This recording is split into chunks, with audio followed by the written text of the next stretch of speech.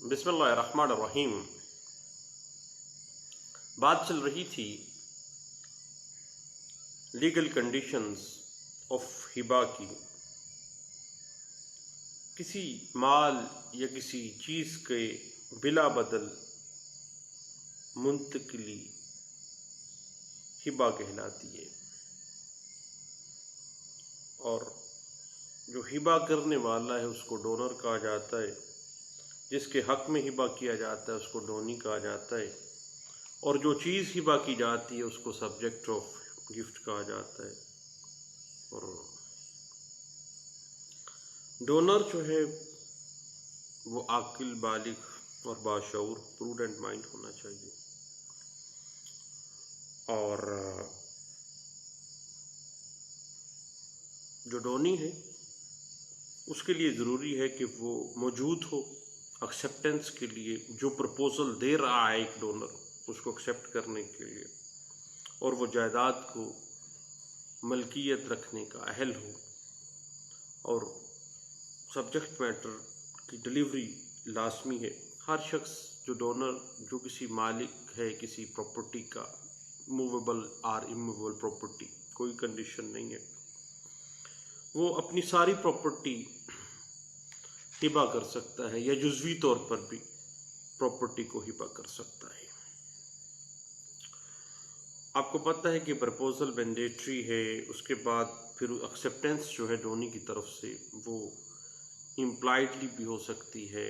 मैनवी तौर पर, और सरीहन एक्सप्रेसली भी हो सकती है। उसके बाद फिर मामला आ जाता है shapes of transfer of possession, यानी ट्रांसफ़र ऑफ पोजेशन की जहाँ तक बात आती है, उस सब्जेक्ट ऑफ गिफ्ट के,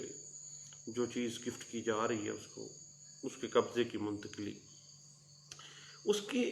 हवाले से मुख्तलिफ़ केसेस के अंदर बतौर एक सिविल वकील के हम कुछ कॉम्प्लिकेशंस को देखते हैं। याद रखिएगा कि अगर जो सब्जेक्ट ऑफ गिफ्ट है, जो जायदाद हिबा की जा रही है, पहले ही वो डोनी के कब्ज़े में है, देन गिफ्ट के बाद डिलीवरी ऑफ पोजेशन की ज़रूरत नहीं है, क्योंकि ऑलरेडी उसके कब्ज़े में है। उसके बाद जब डोनर और डोनी दोनों सेम रेजिडेंस में इकट्ठे रह रहे हैं, और वही रेजिडेंस जो है, वही प्रॉपर्टी जो है वो गिफ्ट कर दी जाती है, तो डिलीवरी ऑफ पोजेशन जो है उसकी ज़रूरत नहीं है। उसके बाद शोहर अपनी बीवी के हक में या बीवी अपने शोहर के हक में जो भी हिबा करे, जो भी चीज़ वो कोई मूवेबल और इमूवेबल प्रॉपर्टी ट्रांसफ़र करती है, तो उसके लिए डिलीवरी ऑफ पोजेशन की ज़रूरत नहीं है। और हत्ता कि खामद की तरफ से बीवी के हक में किए गया जो हिबा है उसको रजिस्टर्ड करवाना भी मैंडेटरी नहीं है, लाजम नहीं है। इस हवाले से एक लैंडमार्क असेसमेंट है PLD 2015, Peshawar high court, page 111 में इस बात की बड़े अच्छे अंदाज से वजाहत की गई थी। अब जब किसी नाबालिग बच्चे के हक में एक बाप या एक माँ गिफ्ट करती है, तो वो तो भाई नाबालिग है, डिलीवरी ऑफ पोजेशन की ज़रूरत नहीं है। उसके बाद जहाँ पर सब्जेक्ट ऑफ गिफ्ट जो प्रॉपर्टी है, अगर वो किसी को लीज पे दी गई है या वो रेंटेड प्रेमिसेस है, किराए पे दी गई है, तो देन क्या होगा? फिर किराया की जो वसूली है वो डोनी के पास अगर चली जाती है, तो ये तसव्वुर कर लिया जाता है, और इसको प्रज्यूम कानून बास मामलात को आपको पता है कि प्रिजम्पशन मौजूद हैं, इस बात को प्रज्यूम कर लिया जाएगा कि चूँकि किराया पहले डोनर लेता था, गिफ्ट हुआ, फिर डोनी ने किराया लेना शुरू कर दिया, یا جو پتے کے اوپر پراپرٹی دی گئی تھی پہلے اس کی لیز اماؤنٹ ڈونر لیتا تھا، بعد میں وہ ڈونی لے رہا ہے، تو وہ ڈیلیوری آف پوزیشن جو ہے آف ڈیٹس پراپرٹی وہ مکمل ہو گئی ہے۔ اسی طرح یاد رکھیے کہ ایک بڑی ٹیکنیکل سی بات ہے کہ جو پراپرٹی آپ کو ہبہ ہوئی ہے یا آپ نے ہبہ کی ہے، اس پراپرٹی کے اوپر پیمنٹ آف ریونیو جو ہے، اس کی جو پیمنٹ ہے ریونیو کا، اس کا رائٹ منتقل کرنا، پہلے اس کی ایک سائز، فرض کریں پی ٹی 1 والی کوئی پراپرٹی ہے تو اس کا ایک سائز ڈونر دیتا تھا، بعد میں وہ ڈونی دینا شروع ہو گیا۔ اسی طرح اگر کوئی انکم ٹیکس اس کا پراپرٹی ٹیکس جاتا تھا اور وہ پراپرٹی ٹیکس پہلے ڈونر دیتا تھا، جب گفٹ مکمل ہوا ہے پھر وہ پراپرٹی کا صرف جو ٹیکس ہے وہ ڈونی دینا شروع ہو گیا ہے، تو بھیا پرزمپشن آ جائے گی کہ جب پیمنٹ آف ریونیو کا حق منتقل کیا ہے تو گویا delivery of position of that specific property that is the subject matter of that gift وہ ٹرانسفر کر دیا گیا ہے، اور transfer of property delivery of position complete ہو گیا ہے۔ یہ بڑی ٹیکنیکل سی بات ہے جو عام طور پہ بطور ایک سیول پریکٹیشنر آپ کو فیس کرنی پڑ سکتی ہے، لیکن آپ لوگ تو لائق وکیل ہیں، لیکن میرے جیسے بعض لوگوں کو معاملات اس طرح کے پھر کمپلیکیشنز ہوتی ہیں اور لوگ بتاتے نہیں ہیں، حکیم مر جاتا ہے نسخے ساتھ لے جاتا ہے۔ لیکن میں آپ کو ایک بات بتاؤں، آپ اپنے پروفیشن کو پے بیک کریں۔ جو چیز کا آپ کو پتہ چلا ہے، گپ بھی تو مارتے ہیں اپنے دوستوں سے، اس کو گپ گپ میں کوئی بات بتا دیں، وہ والی جو آپ کو پتہ چلی ہے، سیکرٹ آف پروفیشن کے۔ یاد رکھیے گا، اس سے رزق بڑھے گا، کم نہیں ہوگا، دینے سے اللہ اور دیتا ہے۔ اگر آپ دبائیں گے کسی چیز کو تو اس کی برکت ختم ہو جائے گی۔ اب بات آ جاتی ہے کیا ہر انسان گفٹ کیوں کرتا ہے؟ جب بیٹے بیٹیاں موجود ہیں تو بعض اوقات ان کو محروم کرنے کے لیے کسی دوسرے شخص کو کیوں ایسے معاملات ہوتے ہیں؟ اب بات یہ ہے کہ اگر کسی ایک بیٹے کو ایک مرلہ دیا جا رہا ہے تو دیگر اولاد کو بھی ایک ایک مرلہ گفٹ کیا جائے گا، تاکہ بطور باپ وہ اپنا انصاف کر سکے، بطور اپنے سربراہ کے وہ اپنی رعیت کے ساتھ انصاف کر سکے۔ اب گفٹ کرتے وقت ٹائم، جگہ، تاریخ، کس کے سامنے وہ گفٹ کیا، گفٹ کرنے کا مقصد کیا تھا، اگر وہ محروم کر رہا ہے، کیا اس کے گفٹ کی بنا پہ کسی کے رائٹ انفرنج ہو رہے ہیں، تو کیوں کیا ہے اس نے ایسا؟ کیا کوئی خاص خدمات تھیں جس کے صلے میں بہت زیادہ ضروری تھا کہ وہ اہل و عیال کو چھوڑ کے کسی اور شخص کو گفٹ کر رہا ہے؟ یعنی میرے بھتیجے نے میری خدمت بڑھاپے میں اتنی زیادہ کی ہے کہ میں اس کو اپنی آزاد مرضی سے گفٹ کرنا چاہ رہا ہوں، اور اس کے لیے میں نے آفر کی ہے، اس نے ایکسیپٹ کی ہے اور قبضہ دیا ہے فلاں فلاں شخص کے سامنے، فلاں تاریخ کو، فلاں ڈیٹ، فلاں ٹائم، فلاں لوگوں کے سامنے۔ اور جب ڈیلیوری آف پوزیشن ہو گئی ہے تو اس کے بعد گفٹ کی پوزیشن آ جائے گی کہ کیا وہ زبانی ہے یا تحریری ہے، اندراج کروایا گیا یا نہیں کروایا گیا۔ جب گفٹ ڈیڈ تیار کی گئی تو کیا وہ باقاعدہ طور پر اس کی لوازمات کو پورا کیا گیا، اس کی شناخت، تصدیق، ہر چیز پیٹنٹ طریقے سے اسی طرح سے ہوئی ہے جو قانون جس بات کے اوپر انسسٹ کرتا ہے۔ اگر کسی عورت نے گفٹ کیا ہے تو کیا اس عورت نے گفٹ کے حوالے سے کسی سے کوئی مشورہ کیا تھا؟ کیا وہ انفارمٹی کی حالت میں تو نہیں تھی؟ کسی کے دباؤ میں گفٹ کرنے والا تو نہیں تھا؟ کیا اس کے حواس ہمسا پراپر ورک کر رہے تھے؟ اگر اس نے تحریر کیا ہے تو اس تحریر کرنے کے لیے اسٹیمپ پیپر کہاں سے لیا گیا؟ کن گواہان کے سامنے یہ ٹرانزیکشن ہوئی ہے؟ کس نے اس گفٹ کو لکھا ہے؟ کیا گفٹ کرنے والا اگر کوئی عورت ہے تو وہ پردہ نشین عورت تو نہیں تھی؟ اگر کوئی آدمی ہے تو کیا وہ ان پڑھ تو نہیں تھا؟ کیا فراڈ کے ساتھ، مس ریپرزنٹیشن کے ساتھ، یا کسی فیڈوشری ریلیشن شپ کے ساتھ، کیا کسی دباؤ والے تعلق کے ساتھ،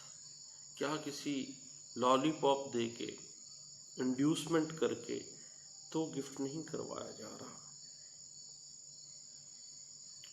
جب گفٹ کے لیے اسٹیمپ پیپر لیے جا رہے ہیں تو کیا اسٹیمپ فروش جو ہے وہ لائسنس یافتہ ہے، تحریر کنندہ لائسنس یافتہ ہے؟ کیا اگر سب رجسٹرار کے سامنے اس کو پیش کیا گیا ہے ڈونر کو تو کیا سب رجسٹرار جو ہے اس نے اس ڈونر کی ذہنی کیفیت کو جج کیا تھا؟ یہ ساری چیزیں جب آپ سوٹ فائل کرتے ہیں کسی بھی گفٹ کو ثابت کرنے کے لیے یا اس کو ریووک کرنے کے لیے، اس میں ان ساری چیزوں کو آپ نے دیکھنا ہے۔ اور آپ کو پتہ ہے کہ ڈیکلیریٹری سوٹ کی مدت جو ہے، جو ڈیکلیریشن مانگتے ہیں آپ لوگ گفٹ میں یہ باقی کیسز میں، اس کی مدت 6 سال ہے۔ لیکن اگر فراڈ کی صورت ہے یا وراثت کی صورت ہے تو پھر آپ کو پتہ ہے کہ مدت جو ہے وہ 6 ایئر نہیں ہے، بلکہ فراڈ کی صورت میں فراڈ کے نالج سے ہوتی ہے۔ لیکن یہ آپ جیسے لرنڈ کونسل کا کمال ہوتا ہے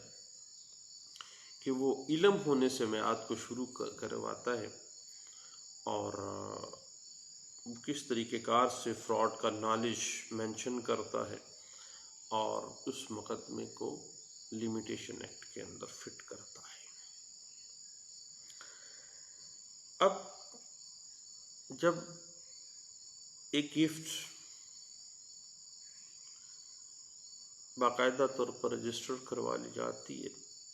تو یہ ممکن نہیں ہے کہ محکمہ مال جو ہے اس میں انوالو نہ ہوا ہو۔ جب فراڈ کی معاملہ ہوتا ہے، آپ کو پتہ ہی ہے کہ ہمارے پنجاب کے اندر بھی دوسرے صوبوں میں بھی ہوتا ہی ہوگا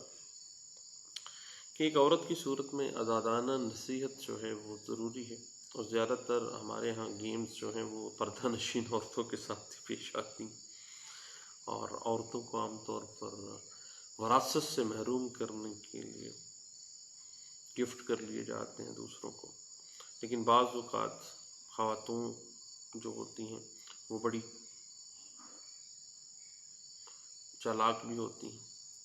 اور اپنے بھائیوں کو وہ گفٹ کے ذریعے اپنے والد سے کروا لی، والدہ سے کروا لی، اپنے بھائیوں کو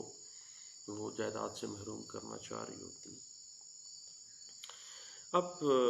جب کبھی بھی فراڈ کا عنصر آ جائے ہبہ کے اندر تو فراڈ آپ کو ثابت کرنا ہوگا، اور فراڈ کا جہاں تک معاملہ ہے آپ یاد رکھیے گا کہ جرم ہمیشہ نشان چھوڑتا ہے، کہیں نہ کہیں کوئی نہ کوئی لکونہ پیچھے رہ جاتا ہے۔ اگر گفٹ ڈیڈ بنی ہے، کیا پراپرٹی ٹیکس انہوں نے اپنے نام کروایا تھا؟ گفٹ کروا لی ہے، گفٹ ڈیڈ اس نے جعل سازی سے بنوا لی ہے، کیا اس پراپرٹی ٹیکس بھی اس نے اپنے نام کروا لیا تھا؟ اب یاد رکھیے گا کہ محمدن لا سیکشن 138 ڈیفائن تو کرتی ہے گفٹ کو،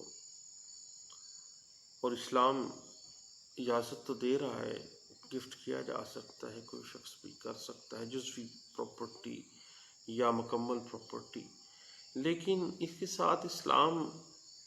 برابری کا درس بھی دیتا ہے، یعنی کسی کو وراثت سے محروم کرنے کا درس تو دین نہیں دیتا۔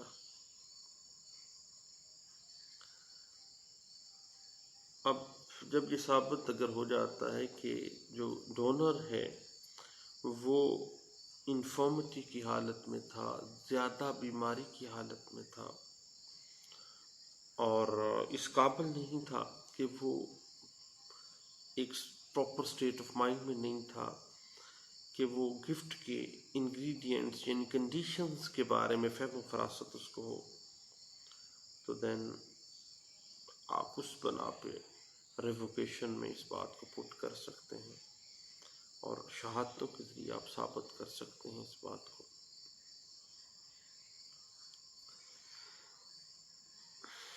اب جہاں تک معاملہ ہے ڈونر کے پاس اختیار ہے کہ وہ اپنی پراپرٹی کسی کنسیڈریشن کے بغیر اپنی ملکیت انگریڈینٹس اور کنڈیشنز آف ہبہ کے مطابق وہ ٹرانسفر کرتے ہیں۔ 2013 MLD پیج 913 جو ہے وہ کافی حد تک ہمیں اس بات کے اوپر گائیڈ لائن دے رہی ہے۔ اس کے بعد 2006 کی ایک لینڈ مارک ججمنٹ ہے PLD 2006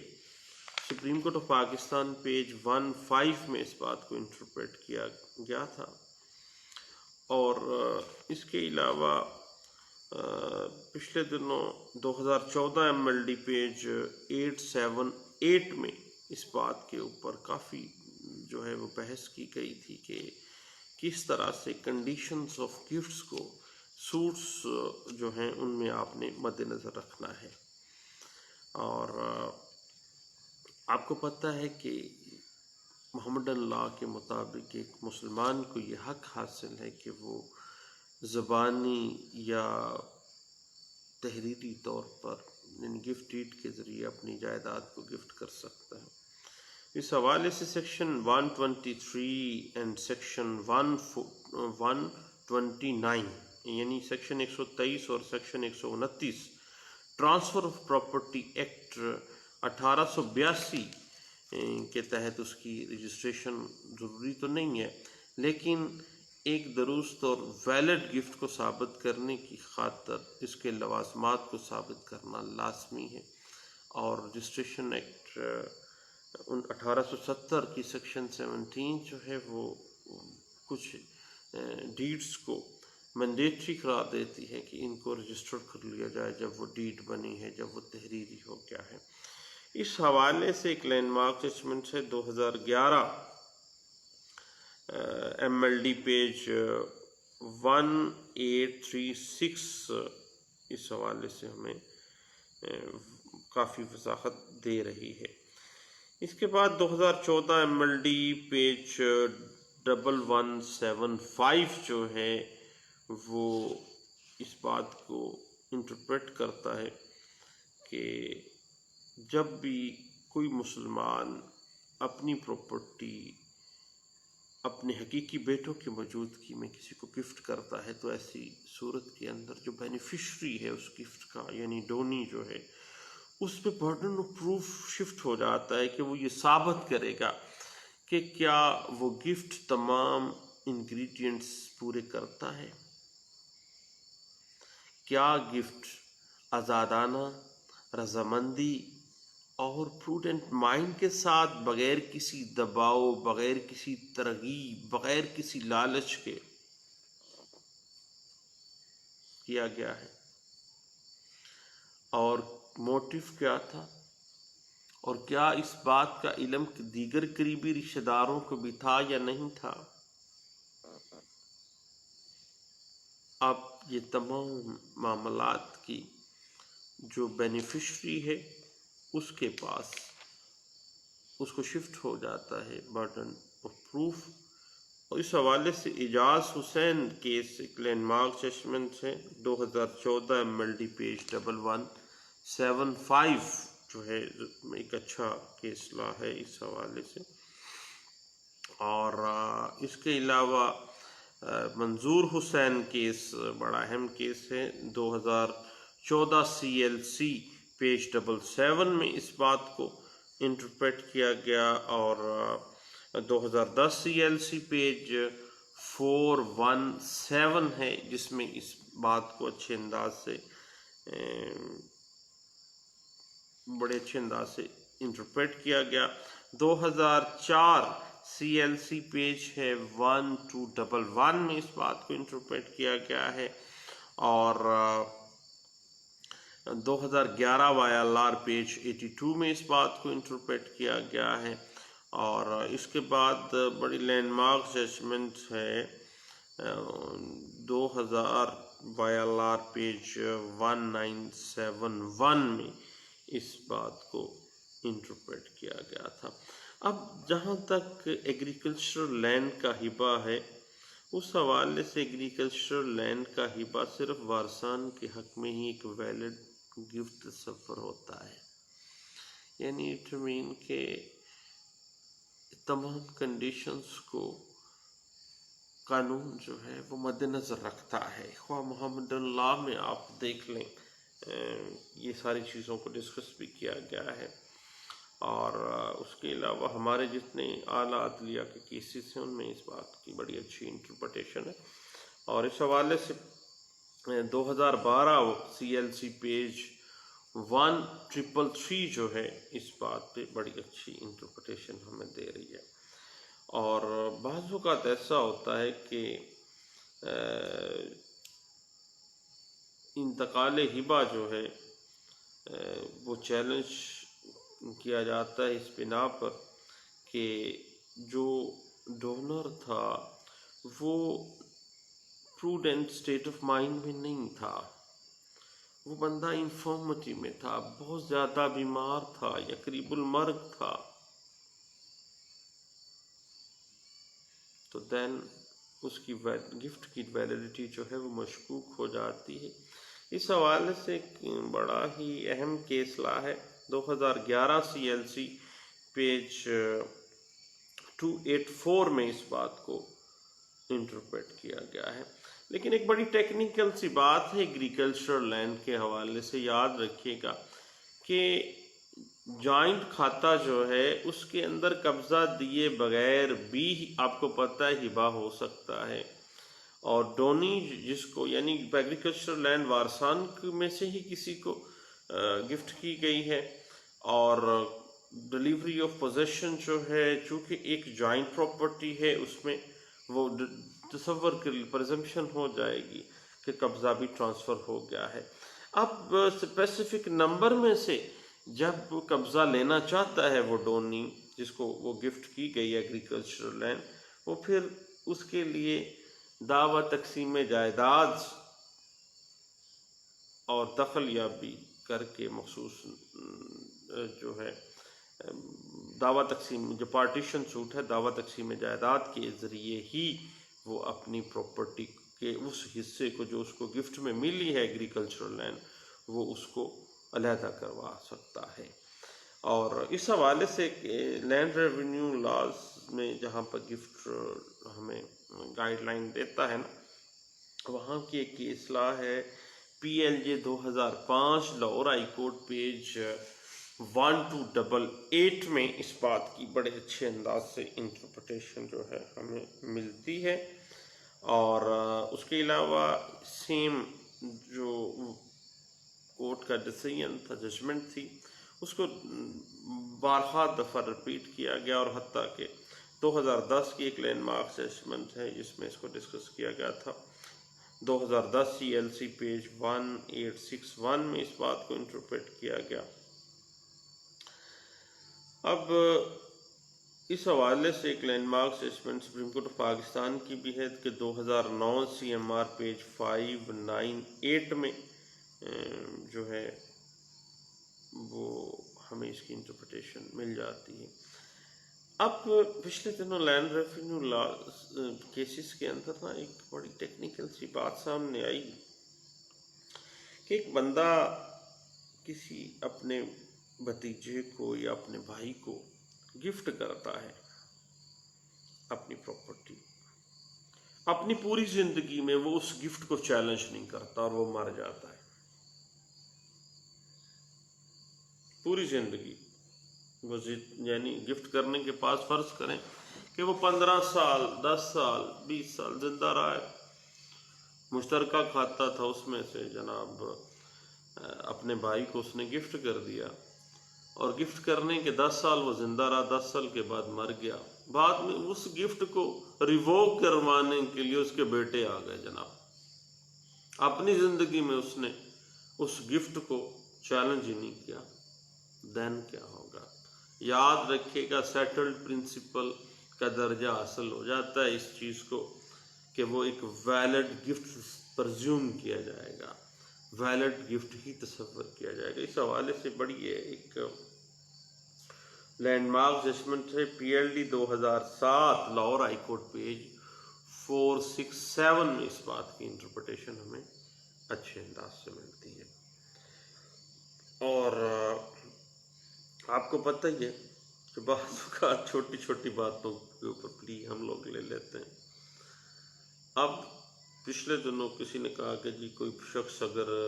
اس وقت بیماری کی حالت میں تھا، اس کو بخار تھا، اس کو TB ہو گئی تھی، اس کو فالج ہو گیا تھا ڈونر کو، تو دین اس نے جو ہے نا وہ ہبہ کیا تھا، گفٹ کیا تھا، اس کے بعد وہ 10 سال زندہ رہا، پھر مرا ہے وہ۔ تو بھیا چھوٹی موٹی بیماریاں مرض الموت کے علاوہ کسی کو بخار ہو جاتا ہے، کھانسی کی وجہ سے TB ہو جاتی ہے یا فالج ہو جاتا ہے، تو اس حالت میں کیا گیا جو ہبہ ہے اس کی ویلیڈیٹی لیگل ویلیو کے اوپر کوئی اثر نہیں آتا اس بات کا۔ اس حوالے سے ایک بڑی لینڈ مارک اسسمنٹ ہے جو اس چیز کے اوپر کافی حد تک انٹرپریٹیشن دے دیتی ہے ہمیں کہ مرض الموت کے علاوہ کسی کوئی بندہ انفارمیٹی میں ہے، کوئی بیماری کی حالت میں، اس دورانیے میں اگر وہ گفٹ کرتا ہے تو اس کو ویلڈ ہی گفٹ ہوگا اگر اس کے انگریڈینٹ مکمل ہیں تو۔ 2007 CLJ پیج 412 میں اس بات کی انٹرپریٹیشن کی گئی ہے۔ لینجی گفٹ کے مختلف جو پہلو ہیں، ہبے کے مختلف پہلو جو بھی ہیں، اس کی ریووکیشن ہے، اس کی کنڈیشن، ان کی انگریڈینٹس، اس کی پروسیجرز، اس کے سوٹس کی مختلف جو ایشوز ہیں، اس پہ انشاءاللہ ہم مختلف سیگمنٹس میں بات کرتے رہیں گے، اور اگر اچھا نہ لگے تو اگنور کیجئے گا، چھوڑیں پرے، اور اگر ضرورت پڑے تو سیو کر لیجئے گا، کل کو کبھی کام آ جائے گی بات۔ تو گپ ہی لگا رہا ہوں، سیریس مت لیجئے گا، دعاؤں میں یاد رکھیے گا۔ تھینک یو، اللہ حافظ۔